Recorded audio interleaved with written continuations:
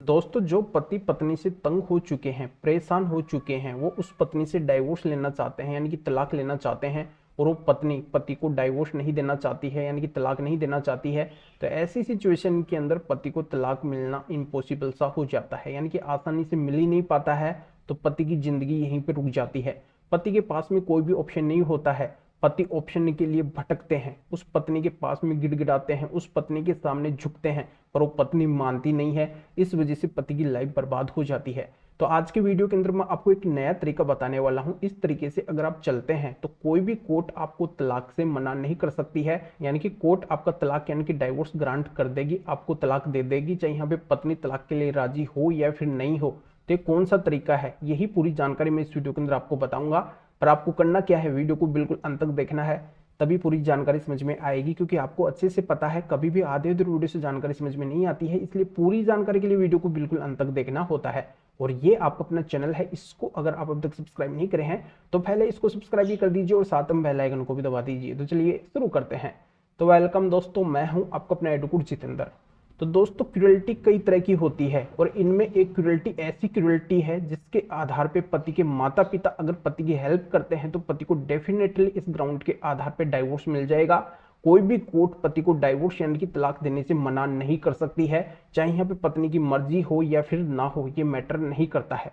दोस्तों, कई मामलों के अंदर ये देखने को मिलता है कि पत्नी की गलती होती है, फिर भी पति के पास में उस पत्नी की गलती के एविडेंस यानी कि सबूत नहीं होते हैं। इस वजह से पति डाइवोर्स का केस भी अप्लाई नहीं कर पाते हैं, पति को डाइवोर्स भी नहीं मिल पाता है।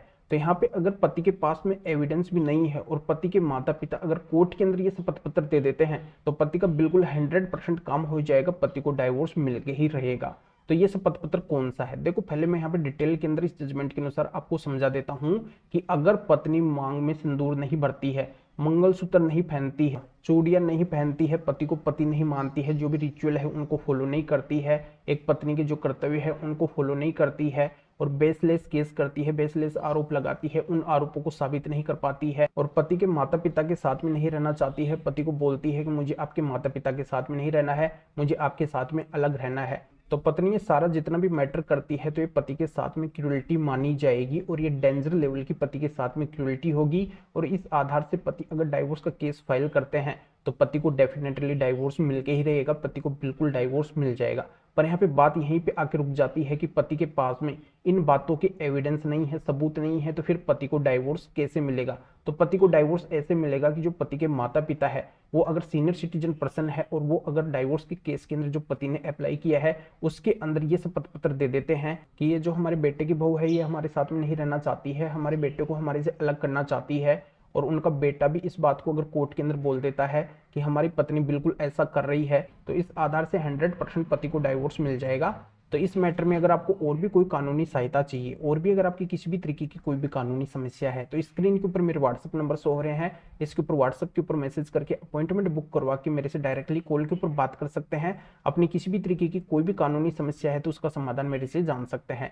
तो इस महत्वपूर्ण जजमेंट का लिंक इस वीडियो को डिस्क्रिप्शन के अंदर दिया गया है।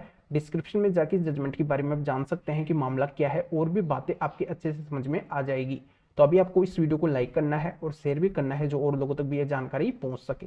तो वीडियो देखने के लिए आप सभी का बहुत बहुत धन्यवाद।